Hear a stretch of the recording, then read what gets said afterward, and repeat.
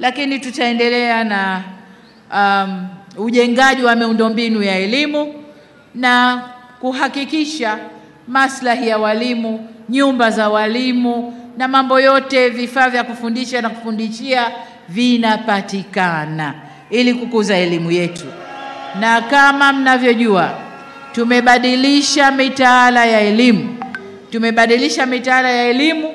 Nasi tunajipanga kuendana na mabadiliko ya mitaala, vifaa vipatikane hivyo hivyo. Lakini niungane na ndugu yangu mwenyekiti wa watu wenye ualbino Tanzania kwamba hata kwa wale watu wenye mahitaji maalum, serikali imejipanga vizuri sana.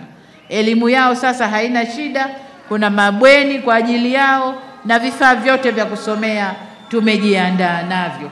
Kwa hiyo hakuna, kama tulivyoelekezwa na maazimio ya kimataifa yale ya SDG, malengo ya milenia na SDG, asiachwe mtu nyuma.